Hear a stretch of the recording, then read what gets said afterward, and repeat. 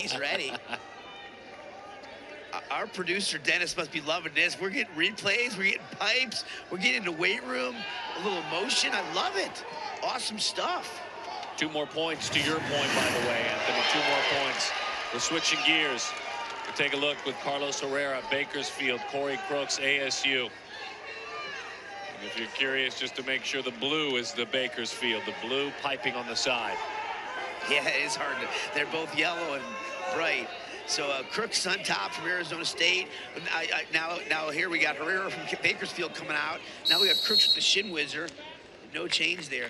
So Crooks, his dad wrestled ASU. He's a local high school coach, and he wrestled. I think he wrestled here at ASU. Anthony, can you confirm that? I'm going off the top of my head. I'm not sure. It's back in the day. I'm on it, guys. Hang in there.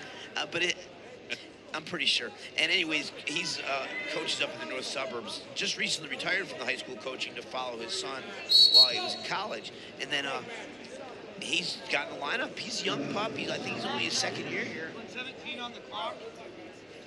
Cory Crooks, the redshirt sophomore, Boulder Creek state champion in 2016.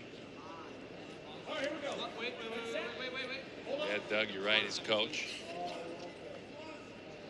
And these are points too, folks. Don't get me wrong. Especially, you're talking about 6. If you win a championship, it's 4 for that 3rd place win. And obviously, there are points added. That pin was 2 extra points. Yeah, so for a total of 8. So we're talking team score.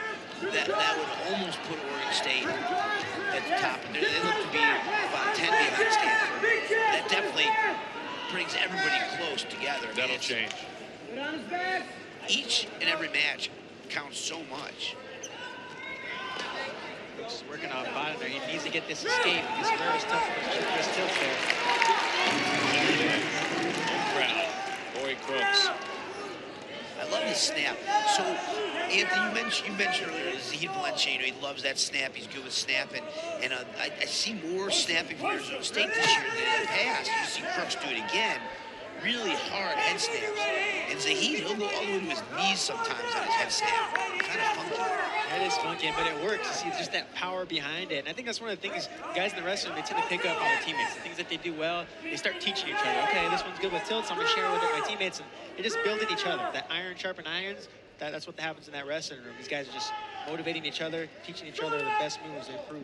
Absolutely. I know as an athlete, for me, when I was in college at Penn State, I would, look up to the guys who were a couple of years and 3 years older than me, and I'd see some of their moves and emulate them, and I'd pick their brains, get together between classes for a drill session.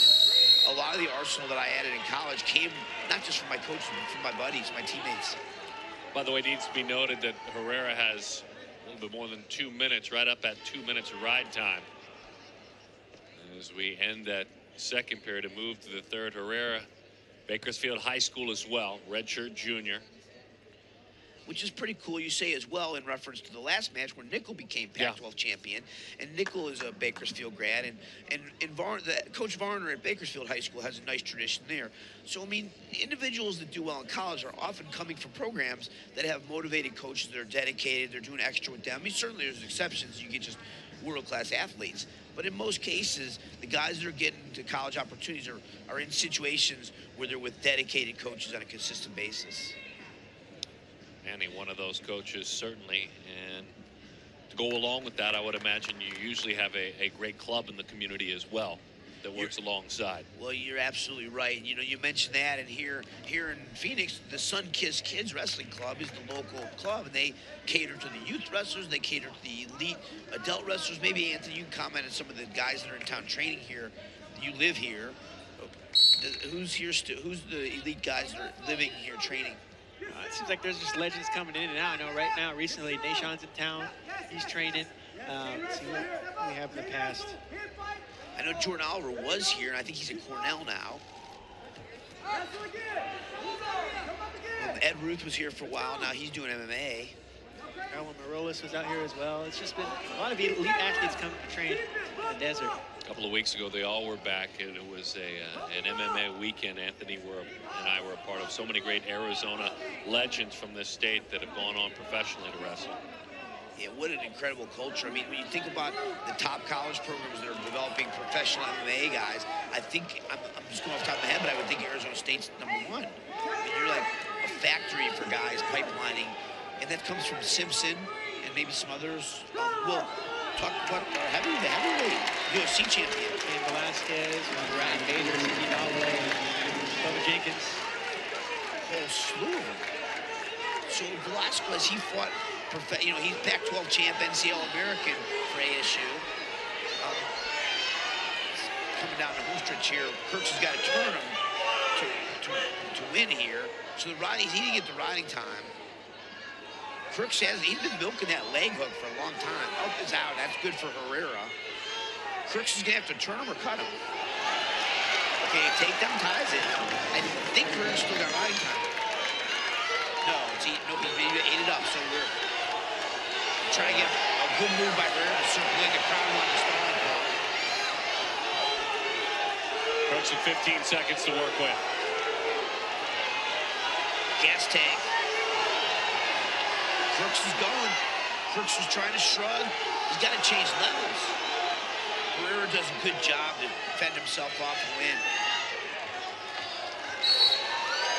Herrera wins that third place match. Good fun. Oregon State traveled really well. Herrera with a big win. And for ASU to grab some points. Instead, it's Bakersfield taking those points. And in the championship, you just saw it a moment ago, Grant Willits, the redshirt freshman out of Pueblo, Colorado, with the pin and the victory over Brandon Cure of Stanford.